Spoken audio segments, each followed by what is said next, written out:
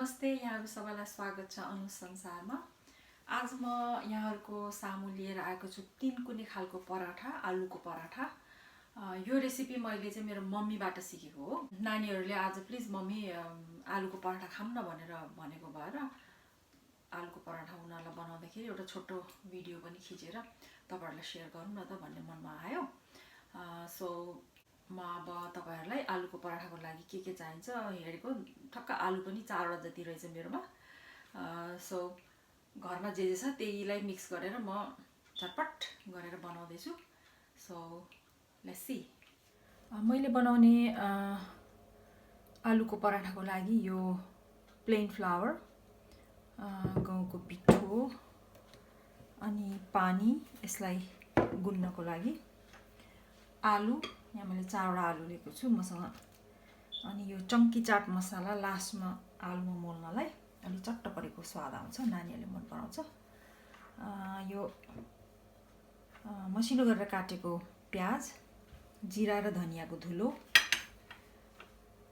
रातो खुर्सानीको धुलो, बेसार अनि नुन, अनि त्यसपछि हामीलाई घिउ चाहिन्छ। अब हामी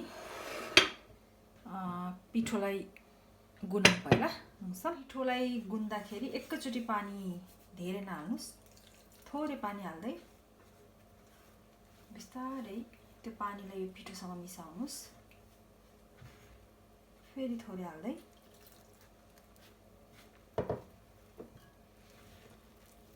थोरै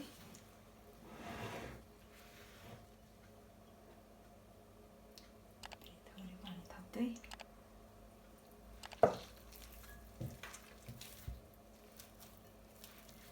एकैचोटी धेरै हालेर गिलो भइगयो भने चाहिँ त्यसलाई फेरि बनाउन अलि गाह्रो पर्छ। बरु बिस्तारै बिस्तारै हाल्दै चाहिएमा फेरि थप्दै गरे भने चाहिँ अलि सजिलो हुन्छ। हाम्रो पिठो यतिको भइसकेपछि हातमा अलिकति यसरी पानी लाउँदै यसो गरेर गुन्नुस्।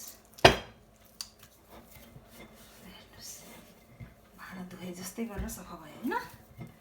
बाहिर पनि खै पिठो झरे जस्तो लागेन मलाई। यो डो चाहिँ अब अलिकति सारो भयो जस्तो भयो भने पानीमा हात डुबाउने, अनि फेरि यसरी नै साह्रै सारो पनि हुनु भएन, भएर बेल्दा गाह्रो हुन्छ। अनि साह्रै गिलो भयो भने पनि भित्र अब फिलिङ हाल्नु पर्दाखेरि पछि बाहिर फुट्ने, बाहिर निस्किने डर हुन्छ। ठिक्कको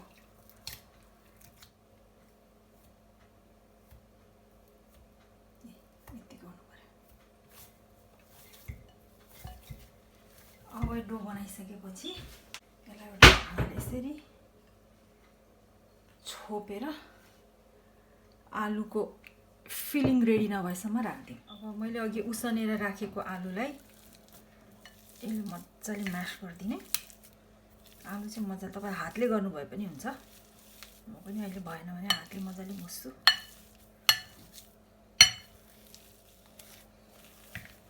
यसरी मजाले म्यास गरिदिने। रेडी भन्छ। सबैभन्दा पहिला 1 टेबलस्पुन तेल राखौं। तेल तातिएपछि त्यसमा मसिनो गरेर काटेर राखेको प्याजलाई मिसाइदिऊ। प्याज हल्का ब्राउन भएपछि त्यसमा स्वाद अनुसार नुन, 1 टीस्पुन चिली पाउडर, 1 टीस्पुन जिरा र धनियाको धुलो, अनि 1/2 टीस्पुन टर्मरिक पाउडर राखेर मजाले मिलाइदिऊ। ग्यास चाहिँ मिडियम आँचमा हुनुपर्छ, नत्र डढ्ने खतरा हुन्छ। त्यसपछि अघि स्म्याश गरेर राखेको आलुलाई पनि त्यसैमा राखेर मजाले मिलाइदिनुस्। अब यसरी सबैलाई मजाले एक आपसमा मिलाइसकेपछि तपाईले त्यसमा चंकी चाट मसाला पनि राख्न सक्नुहुन्छ। यसले टक्कको मिठो स्वाद दिन्छ। तपाईले चिली फ्लेक्स पिरोको लागि अनि अम्चुर पाउडर पनि राख्न सक्नुहुन्छ।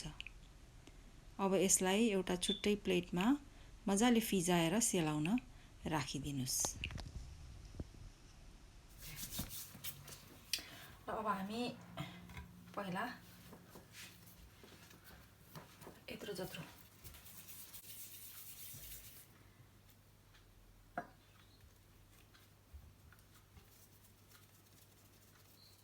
म चाहिँ खानाहरू चाहिँ बनाउँछु, तर यो रोटीहरू गोलो एकदम पर्फेक्ट मोमोहरूको शेपहरू एकदम राम्रो त्यस्तो चाहिँ मलाई आउँदैन।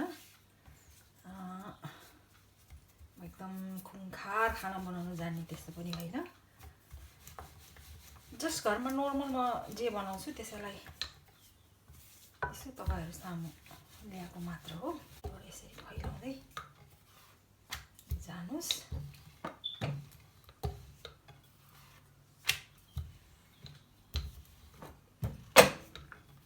अघिको यो आलुको फिलिङलाई मजाले आलुको फिलिङ भन्ने के भन्ने लाग्दैन यसमा मजाले सबै ठाउँमा बाक्लो कतिको भित्र खाँदा आलु भेट्ने मन छ हैन। बाक्लो फिलिङ गर्यो भने आलु मजाले चपचप भेटाउँछ। गरिसकेपछि अब यसलाई वन फोल्ड सारे चर्को हातले नै हल्का हातले टु फोल्ड सिंगडा जस्तो भयो हैन। अलिअलि दबाउँदै अलिअलि ठुलो बनाइदिनुस्। अनि पिठो अलिअलि छानेर निस्किन्छ के छैन, आफैले खाने हो हैन।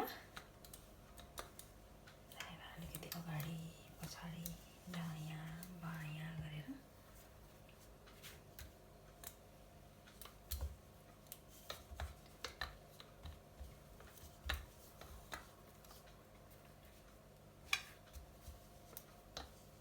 सबभर नफुट्ने किसिमको नै फुटिहाल्यो भने पनि not a big deal.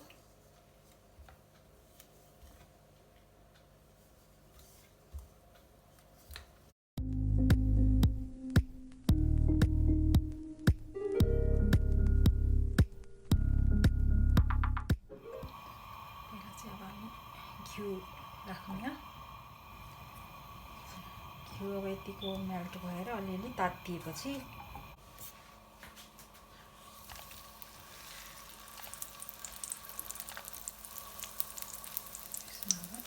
चर्को आँच पनि हैन, स्लो पनि हैन, मिडियम आँचमा यसलाई मजाले पाक्न दिने। यसको मुनि अलिक सारो हलुका ब्राउन भयो जस्तो लागेपछि यसलाई मजाले फ्लिप गरिदिनुस्।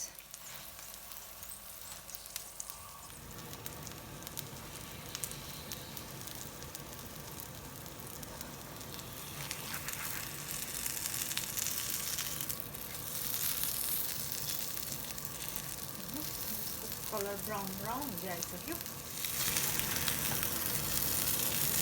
पराठा एक कति मिनट हराउँदै थियो नि। यहाँ राख्छु एउटा। अनि एउटा अर्को चाहिँ तपाईँलाई बनाएर देखाउँछु। यहाँ निस्केको यो आलुको यो मसिनो झोललाई निकालिदिनुस्।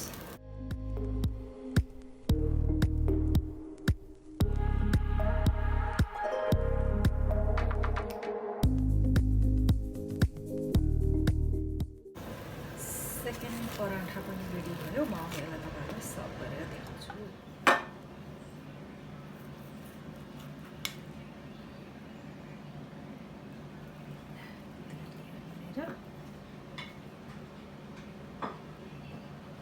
विथ दही र आँपको अचार अनि ऑरेंज जुससँग रेडी बनाएको छु।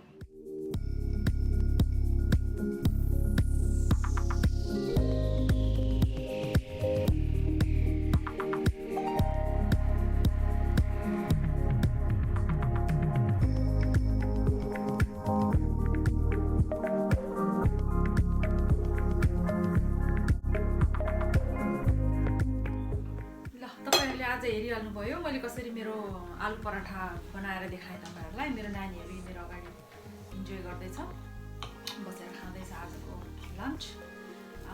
अब म पनि उनीहरुसँगै बसेर जोइन गर्छु। आजलाई यति नै।